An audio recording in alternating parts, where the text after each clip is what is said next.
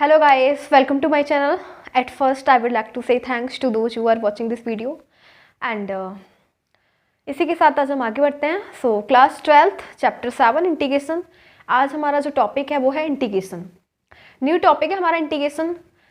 तो जैसे कि एग्जाम्स आ रहे हैं तो सोचा कि इंटीग्रेशन की वीडियो लेके आनी चाहिए क्योंकि integration is really very important for you because ये जो एग्जाम्स में इंटीग्रेशन चैप्टर के बहुत ये चैप्टर बहुत ही मार्क्स स्कोर करता है. So it's really very important. And ये फिजिक्स में भी आता है. अगर आपको इंटीग्रेशन चैप्टर नहीं आता तो फिजिक्स में भी इसका नीड होता है. फिजिक्स में भी इंटीग्रेशन का ही यूज होता है. तो आपको ऐसा नहीं है कि केवल मैथ्स में यूज है, इसका फिजिक्स में भी नेसेसरी है आपके लिए. तो it's really very important and काफ़ी मार्क्स का भी आता है. So you should know. And integration जो चैप्टर है वो बहुत ही ईजी है. आपको इतना इसे बहुत ही ईजी चैप्टर है, आज सीखेंगे. And one thing is also there, अगर आपको इंटीग्रेशन चैप्टर को आने से पहले आपको डिफरेंशिएशन क्लियर, एक डाउट और क्लियर कर देना चाहती हूँ आप लोगों का कि अगर आपको इंटीग्रेशन सीखना है तो आपको उससे पहले डिफरेंशिएशन आना चाहिए पूरा. ठीक है, केवल डिफरेंशिएट करना आना चाहिए. ठीक है, तो 5 चैप्टर है डिफरेंशियल, तो वो तो आपने सीखे होगा, तभी आप आई होप कि इस चैप्टर को सीखने वाले होंगे. ठीक है, क्योंकि इंटीग्रेशन चैप्टर में डिफरेंशियल का काफ़ी रोल है. इसके बिना चैप्टर आपका इंटीग्रेशन नहीं समझ में आएगा. तो आपको ये बहुत जरूरी है कि पहले आप डिफरेंशिएशन कंप्लीट करें, then you should understand this chapter. So आज हम बात करते हैं इंटीग्रेशन की. इंटीग्रेशन क्या होता है एंड कैसे करते हैं. बहुत ईजी लेंगे. ठीक है, सो गाइस देखो इंटीग्रेशन क्या होता है. ये देखो इसका मतलब क्या होता है. ये ना इन्वर्स प्रोसेस ऑफ डिफरेंशिएशन, मतलब डिफरेंशिएशन का जस्ट इन्वर्स होता है. जैसा हम डिफरेंशियल करते हैं ना उसका जस्ट उल्टा होता है, मतलब एंटी डेरिवेटिव. ठीक है, क्या होता है एंटी डेरिवेटिव. जो हम डेरिवेटिव करते हैं उसका जस्ट अपोजिट. अब देखो कैसे करते हैं इसका इन्वर्स. अब मैं आपको एक ऐसे ही मैंने लिया x की पावर n. ठीक है, मुझे क्या करना है, इसका डिफरेंशियल करना है. क्या करना है, इसका करना है डिफरेंशियल. तो मैंने अभी आपको बोला था कि आपको इंटीग्रेशन से पहले डिफरेंशियल आना चाहिए. तो आई होप आपने सीख ही लिया होगा, तभी आप सीख रहे हैं. ठीक है, डिफरेंशियल भी इजी है, आप 5 चैप्टर को सीख लेना. ठीक है, सो गाइस देखो डिफरेंशियल कैसे करेंगे. डिफरेंशियल में क्या होता है, ये जो पावर है ना, पावर क्या हो जाएगी, आगे आ जाएगी एंड पावर में से 1 सब्ट्रैक्ट. समझ में आया डिफरेंशियल कैसा होता है. अगर मुझे x की पावर n का डिफरेंशिएट करना है तो ये जो पावर है वो आगे आ जाएगी. ये डिफरेंशियल का सिंबल होता है. ठीक है, हम किसके रिस्पेक्ट में डिफरेंशियल कर रहे हैं, x के रिस्पेक्ट में. ठीक है, तो ये सिंबल होता है इसका ऑपरेटर. ठीक है, तो जो पावर है वो आगे आ जाएगी एंड x बिल्कुल सेम एंड पावर में से 1 सब्ट्रैक्ट. तो ये तो क्या हो गया इसका डिफरेंशियल. अब देखो अगर हम इसका इंटीग्रेशन करना है तो कैसे करेंगे. इंटीग्रेशन ऐसे करते हैं x की पावर n का एंड देखो इसका मतलब क्या हो गया, इंटीग्रेशन का ये सिंबल होता है. ठीक है, क्या होता है सिंबल, ये इंटीग्रेशन ऑपरेटर होता है. क्या होता है, ये होता है sign of integration. Sign of integration, अगर हमें इंटीग्रेशन करना है तो यही साइन लगता है. ठीक है, integration. And one thing is also there, ये क्या होता है, ये फंक्शन है. क्या है, x की पावर n क्या है, ये हमारा फंक्शन है जिसका हमें डिफरेंशिएट करना है. ठीक है, इसका हमें डिफरेंशिएट करना है. एंड ये क्या है dx, ये गाइस विद रिस्पेक्ट, मतलब किसके रिस्पेक्ट में डिफरेंशिएट कर रहे हैं. ठीक है, सॉरी इंटीग्रेशन कर रहे हैं तो किसके रिस्पेक्ट में कर रहे हैं, x के. ठीक है, ये सिंबल जरूर, ये जो है ये साइन भी लगना जरूरी है क्योंकि ये तो हमें बता रहा है कि किसके रिस्पेक्ट में हमें डिफरेंशिएट इंटीग्रेशन करना है. एक बात और, अब जैसे कि अगर ये लिखा है x की पावर n और ये लिखा है dy, तो आपको क्या दिख रहा है, ये इंटीग्रेशन का साइन है, ये फंक्शन है एंड ये क्या है dy, मतलब किसके रिस्पेक्ट में आपको इंटीग्रेशन करना है, y के रिस्पेक्ट में. तो ऐसा बिल्कुल नहीं होता क्योंकि हमेशा अगर x है तो यहाँ पे भी x ही होना चाहिए. मतलब जो फंक्शन है, फंक्शन में जो वेरिएबल दे रखा है वही वेरिएबल यहाँ पे भी होना चाहिए. बट यहाँ पे तो वेरिएबल डिफरेंट हो गए. देखो ये x है, ये y है, तो इसका इंटीग्रेशन नहीं हो सकता. ठीक है, मतलब ये कॉन्स्टेंट, तो ये ऐसा नहीं होता है. ठीक है, तो अभी देखते हैं. फिलहाल बहुत ही ईजी है. आप देखो हमें क्या करना है, इसका मुझे अभी आपको ये बताना है कि हम इंटीग्रेशन कैसे करते हैं. ठीक है, ये डिफरेंशिएशन का अपोजिट कैसे होता है मुझे वो बताना है. ठीक है, तो x की पावर n का हम डिफरेंशिएट करेंगे तो क्या करेंगे जैसे कि हमने पावर को इसमें लेके आए थे ना मल्टीप्लाई में. देखो इधर क्या लेके आए थे, मल्टीप्लाई में, बट मल्टीप्लाई का उल्टा डिवाइड है. हम इससे जो पावर है क्या करेंगे, उसको लेके जाएंगे डिवाइड में. ठीक है, पहले एक काम करते हैं. पहले देखो हमने क्या करा था जैसे कि, और इसके अंदर ना पावर में 1 ऐड कर लेते हैं. ठीक है, पावर में 1 ऐड कर लेंगे, ऐसे ये हो जाएगा n+1. देखो इसमें हमने क्या करा, पावर को लेके आए थे सीधे मल्टीप्लाई में, बट ऐसा यहाँ पे बिल्कुल नहीं करना. यहाँ पे क्या करेंगे, पावर में इसमें माइनस कर लेते, पावर में इसमें क्या करा, प्लस किया. ठीक है, पहली बात तो पावर में क्या करा, प्लस किया. ठीक है, और जैसे कि पावर को हम यहाँ पे मल्टीप्लाई में लेके आए थे, बट ऐसा नहीं होगा. अब की बार हम क्या करेंगे, n पे प्लस करा और इसको नीचे डिवाइड में लेके आएंगे. ठीक है, तो देखो जस्ट अपोजिट है ना ये डिफरेंशिएशन का। डिफरेंशियल में क्या करा, सबसे पहले हम पावर को इधर लेके आए और पावर में से 1 सब्ट्रैक्ट कर दिया बस। बट ऐसा यहाँ पे नहीं करा, यहाँ पे हमें क्या करना है, पावर में 1 ऐड करना है एंड जो भी हमने यहाँ पे लिखा हुआ है वो n+1 इसके अपॉन में आएगा। ठीक है, क्या आ जाएगा, n+1 क्या आ जाएगा इसके अपॉन में। तो अभी आपको नहीं समझ में आएगा, आई होप सो, बट हाँ अभी हम इसके 2-3 क्वेश्चन करेंगे तो अभी आपको समझ में आ जाएगा, वो अभी देखते हैं। ठीक है,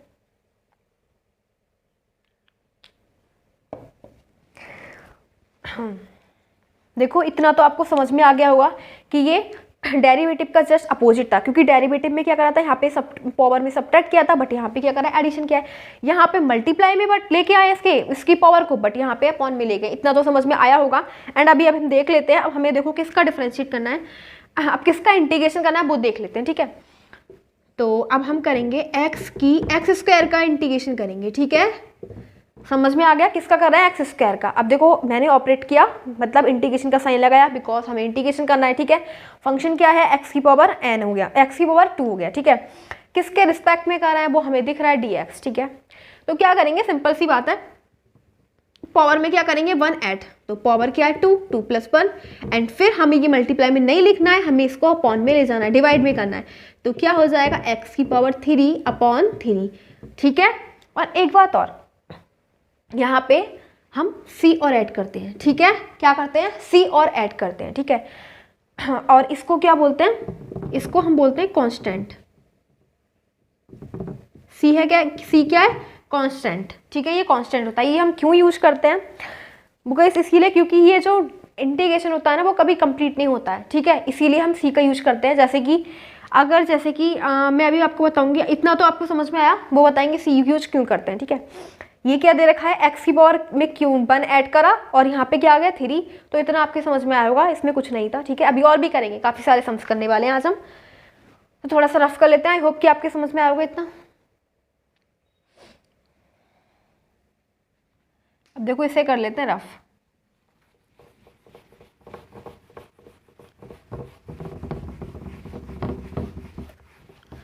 देखो गाइस, आप क्या करेंगे, x की पावर, हाँ इसका करेंगे x⁵ का इंटीग्रेशन। अभी आप ज़्यादा मत समझो, बस लाइटली पहले आपको बेसिक से चलना है, फिर देन आगे चलेंगे। ठीक है, तो देखो x⁵ का हमें क्या करना है, इंटीग्रेशन।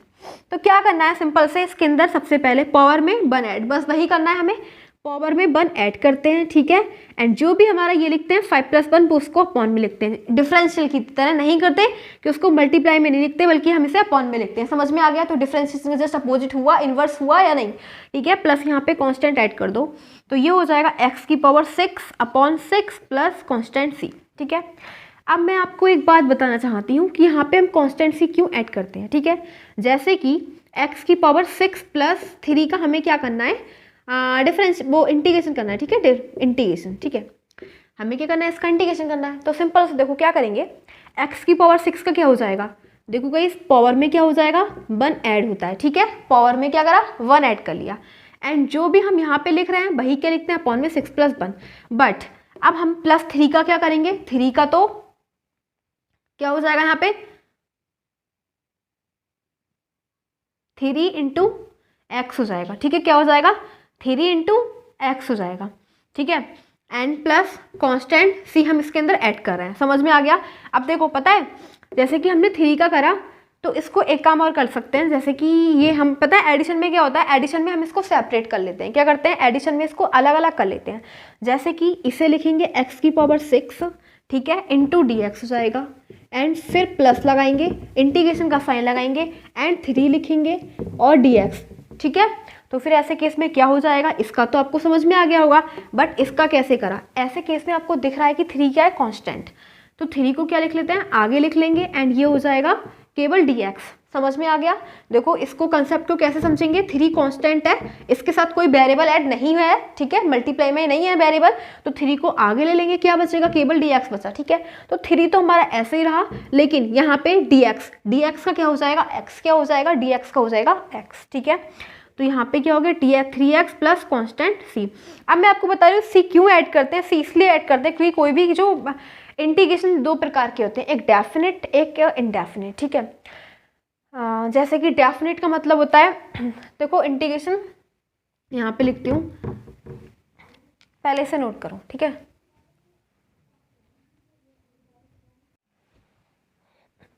तो आई होप कि आपको इतना समझ में आएगा। एंड अब हम क्या एक्सप्लेन करेंगे, इंटीग्रेशन के टाइप एंड कांस्टेंट क्यों ऐड करते हैं, ठीक है। तो इसको रफ कर देते हैं।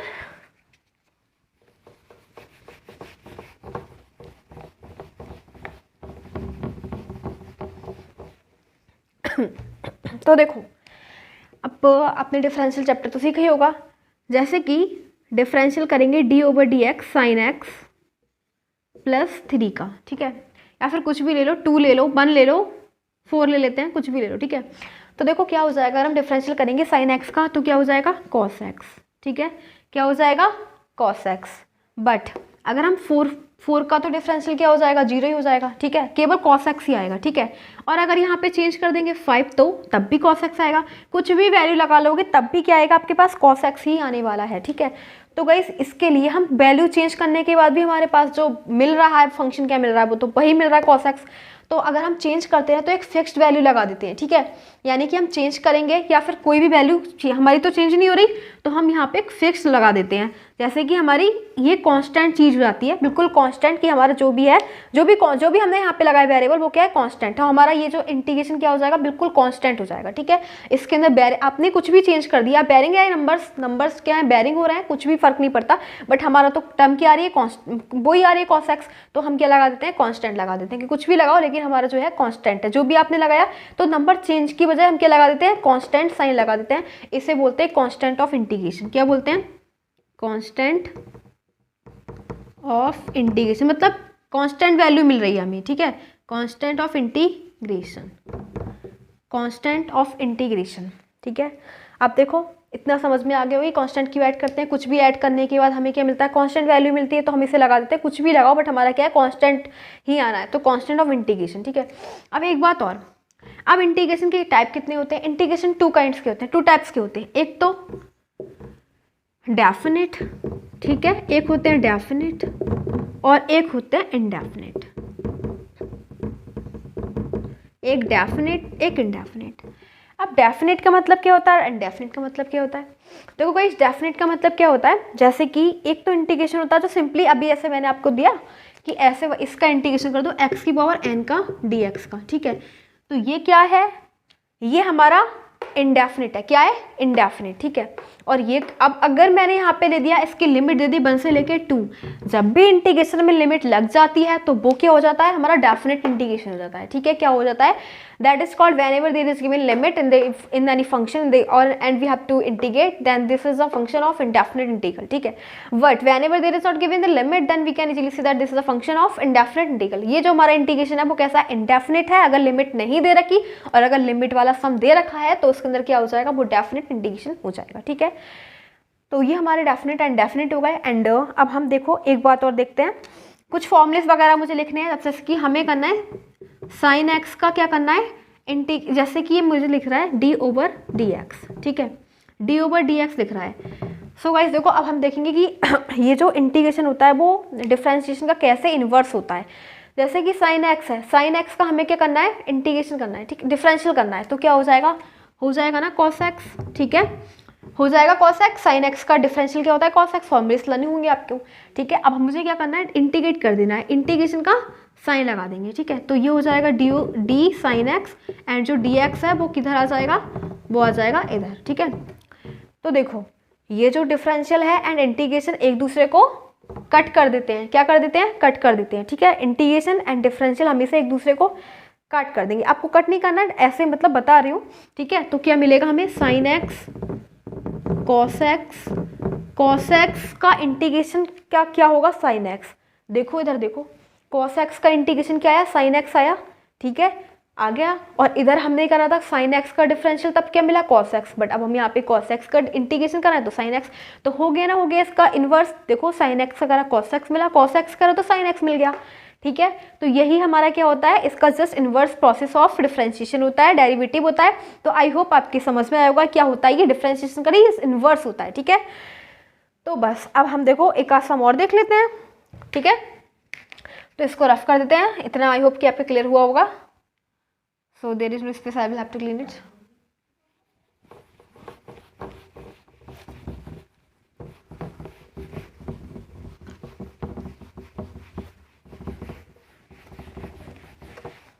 अब देखो एक आध और करते हैं सम।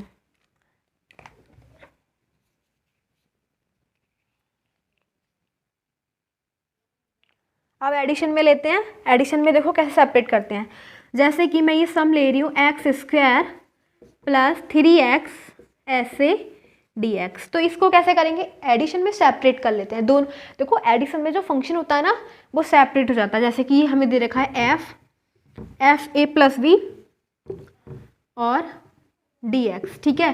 तो देखो हम इसे कैसे लिख सकते हैं, इसी प्रकार हमारा ये सम दे रखा है ना, ठीक है, f a plus b into d x. तो देखो क्या हो जाएगा, या फिर इसे देखो f a plus f b, ऐसे लिखते हैं इसे, f a plus f v, ठीक है, इंटू डी एक्स। ऐसे अगर हमारा कोई भी सम दे रखा होगा, ध्यान रखना अगर ऐसे हमें सम दे रखा है, if sum is given like that then we have to write like that f a, we have to separate, क्या करना है हमें सेपरेट कर लेना है बस। तो एफ वी and dx, तो we can separate the functions, both functions we can separate as like that, f a dx हो जाएगा and plus f v dx हो जाएगा, सिंपल राइट। अब आपको दिख रहा है हमारे पास फंक्शन क्या है, फंक्शन हमारा ये दे रखा है, रिस्पेक्ट किसके रिस्पेक्ट में हमें इंटीग्रेशन करना है वो हमें दिख रहा है, x है, ठीक है, क्या है dx, एंड इंटीग्रेशन का सिंबल हमें दिख रहा है, तो बस सिंपल हमें इसकी तरह लिख लेना, we have to write like that and we have to separate. तो ये क्या हो जाएगा, एक्स स्क्वायर dx प्लस का साइन लगाएंगे 3x dx, ठीक है। एक बात और, अगर हमारे पास कोई भी ऐसे दे रखा है ना, ये क्या है, कांस्टेंट है, ये फंक्शन है, ये विद रिस्पेक्ट टू x का है, ये इंटीग्रेशन का सिंबल है, तो कांस्टेंट हमेशा बाहर आ जाएगा, समझ में आया, कांस्टेंट को हमेशा बाहर ले लेते हैं इंटीग्रेशन से बाहर। तो देखो इसका करेंगे तो क्या हो जाएगा, देखो पावर क्या है 2 में 1 ऐड कर देंगे, ठीक है, एंड फिर यही हम नीचे लिख देंगे, अपॉन में डिवाइड में लिख देंगे, ठीक है, प्लस गाइस क्या करेंगे, इसको 3 कांस्टेंट है, इसको आगे ले लेंगे, ठीक है, क्या करेंगे इसको इंटीग्रेशन से आगे ले लेंगे, ठीक है, या फिर इसको यहीं पे आगे ले लेते हैं, 3 आगे ले लिया, समझ में आ गया। अब आगे ले लिया तो अब किसका करना है, एक्स का। देखो एक्स की पावर क्या है 1 में प्लस 1 करेंगे 2 हो जाएगा, एंड 2 आ जाएगा 1 + 1 प्लस कॉन्स्टेंट सी। थोड़ा सा रफ कर देते हैं इधर वाला, आई मतलब आपके समझ में आया होगा कांस्टेंट कैसे आगे ले लेते हैं, एंड जो एडिशन में होता है फंक्शन को सेपरेट कर लेते हैं, दोनों फंक्शन को सेपरेट हो जाते हैं, ठीक है।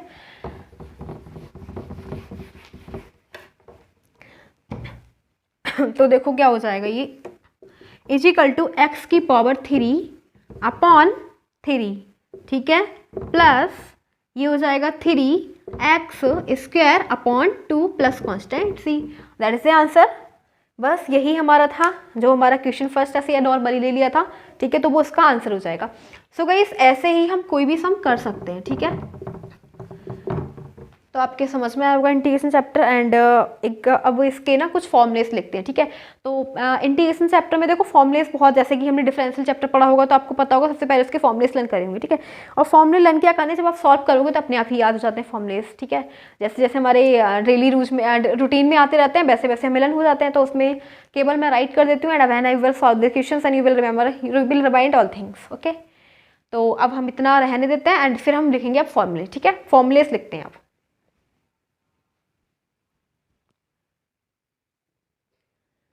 तो हम क्या करेंगे, फॉर्मूलेस लिखेंगे। तो फॉर्मूलेस तो काफ़ी सारे हैं इसके, देखते हैं फॉर्मूलेस, अभी और भी हैं। क्या दिख रहा है, साइन एक्स, साइन एक्स का क्या होता है minus cos x plus constant C. Guys एक बात और, हमें इन क्वेश्चंस में इंटीग्रेशन कर रहे हैं तो हमें एक बात जाननी चाहिए कि जो कॉन्स्टेंट सी है उसे ऐड करना बहुत ज़रूरी है। अगर आप ऐड नहीं कर रहे हैं, कॉन्स्टेंट कब ऐड करते हैं, देखो कांस्टेंट ऐड इसलिए करते हैं, वो कांस्टेंट आपको कब ऐड करना है, जब आपको कौन सा इंटीग्रेशन दे रखा है। मैंने बोला था ना 2 प्रकार के इंटीग्रेशन होते हैं, एक डेफिनेट एक इंडेफिनेट। तो अगर इंडेफिनेट इंटीग्रेशन है मतलब उसके अंदर लिमिट नहीं दे रखी, तब आपको कांस्टेंट ऐड करना है। और अगर आपको दे रखा होगा डेफिनेट इंटीग्रल, मतलब जिसके अंदर आपको दे रखी होगी लिमिट्स दे रखी होंगी, तब आपको सी ऐड नहीं करना है, ठीक है। तो अभी ये इंडेफिनिट है इसीलिए इसके अंदर कोई लिमिट नहीं है, इसलिए हम कांस्टेंट सी ऐड करेंगे, एंड कांस्टेंट सी ऐड करेंगे तभी आपको हाफ मार्क्स मिलेगा, क्योंकि अगर आप कांस्टेंट सी ऐड नहीं करते हैं तब आपका हाफ मार्क्स डिडक्ट हो सकता है। So it's very necessary to use C, constant C. अब नेक्स्ट सी, तो माइनस कॉस, अगर मैं भूल भी जाऊँ तो आपको तो यूज करना है, ठीक है। Minus cos x plus constant C, cos x का क्या हो जाएगा sine x plus constant C is equal to e x का क्या हो जाएगा e x plus constant C, और एक a to the power x तो क्या हो जाएगा a to the power x upon log, इसको इधर लेते हैं, a to the power x upon log a to the base ई,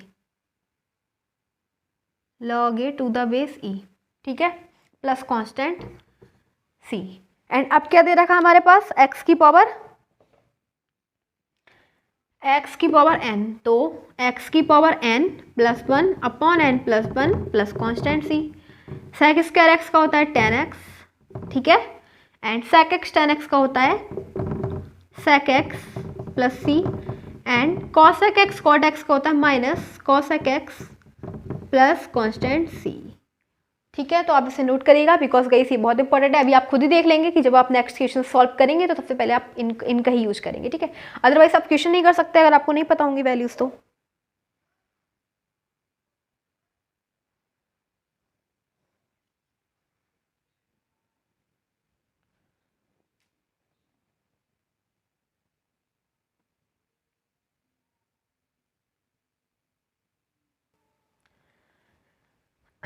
अब लिखते हैं इसके फॉर्मूलेस, ठीक है। तो integration 1 upon under root 1 minus x square d x का क्या हो जाएगा sine inverse x plus constant C. अब यहाँ पे क्या है डिफरेंस क्या है, माइनस आ गया, बाकी दोनों सेम है। 1 upon under root 1 minus x square into d x का क्या हो जाएगा cos inverse x plus constant C. Now 1 upon 1 plus x square into d x का क्या हो जाएगा tan inverse x plus C, ठीक है।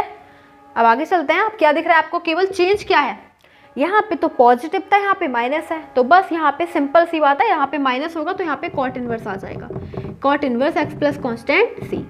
ये क्या है 1 upon x into under root x square minus 1 into d x क्या हो जाएगा sec inverse x plus constant C is equal to, यहाँ पे चेंजेस बस कितना है माइनस आ गया, यहाँ पे प्लस था, ठीक है। तो यहाँ पे क्या आ जाएगा कॉसेक इनवर्स, क्या आ जाएगा cosec inverse x plus constant सी।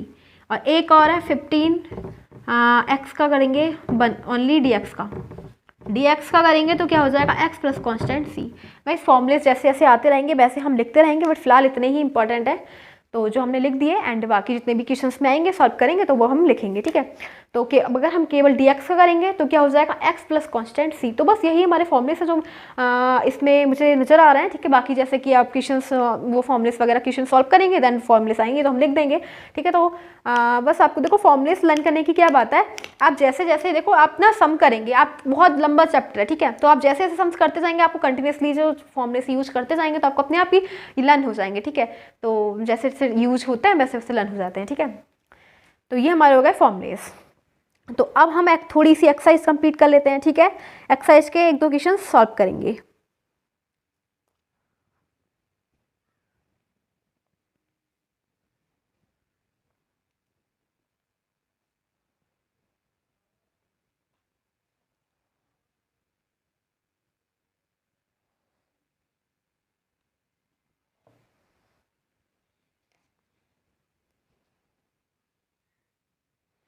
तो देखो 7.1 के हम 3 क्वेश्चंस करेंगे, एंड क्वेश्चंस मैंने नोट कर लिए, बस इसमें इंटीग्रेशन करना है, ठीक है।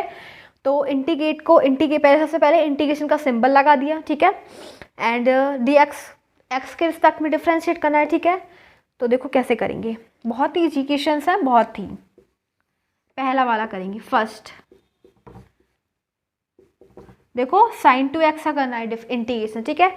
साइन 2x देखो सबसे पहले हम किसका करेंगे साइन का, ठीक है, किसका करेंगे साइन का क्या होता है माइनस कॉस, ठीक है, क्या होता है माइनस कॉस एक्स। इतना याद रखना है हमें कि साइन का क्या होता है माइनस कॉस एक्स होता है, ठीक है।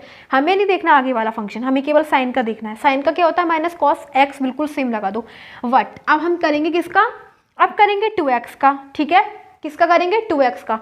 तो 2 का जो मल्टीपल है कॉफिशिएंट है क्या है 2, उसको इन डिफरेंशियल में क्या करते थे आगे लगा देते मल्टीप्लाई में, बट इसका हमने उल्टा करना अपोजिट, इसको अपॉन में लिख देना है, ठीक है। अपॉन में लिख दिया प्लस कांस्टेंट सी, ये हो जाएगा हमारा आंसर, ठीक है।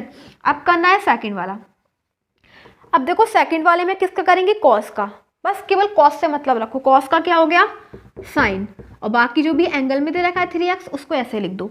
फिर हम करेंगे 3x का, तो x का मल्टीपल क्या है 3, 3 को मल्टीप्लाई में नहीं लिखेंगे, 3 को लिख देंगे अपॉन में प्लस कॉन्स्टेंट c, सिंपल, ठीक है। अब करेंगे थर्ड वाला, थर्ड में क्या दे रखा है e की पावर 2x, ठीक है, e की power e to the power 2x, guys e की पावर का वही होता है, ठीक है, तो इसे लिखेंगे e की power e to the power 2x, लेकिन अब x का मल्टीपल क्या है 2, उसको अपॉन में लिख देंगे प्लस कांस्टेंट c। तो आप आई होप कि आपके समझ में आया होगा, इसमें कुछ भी नहीं था, केवल हमने e की पावर का वही होता है, तो e की पावर 2x लिख दिया, ठीक है। अब x का मल्टीपल क्या था 2, तो उसको हमने डिवाइड में लिख दिया, प्लस कांस्टेंट c लगा दिया, और कांस्टेंट c आपको जब तक ऐड करना है जब हमें क्या दे रखा हो, इंडेफिनिट इंटीग्रेशन दे रखा होगा, ठीक है, इंडेफिनिट। एंड जब डेफिनेट दे रखा होगा, कोई दे रखी होगी लिमिट वगैरह, तब आपको कुछ नहीं यूज नहीं करना है, क्योंकि अभी हमारा जो इंटीग्रेशन वो कंप्लीट नहीं है, ठीक है, तो कांस्टेंट सी ऐड करते चलते हैं, ठीक है।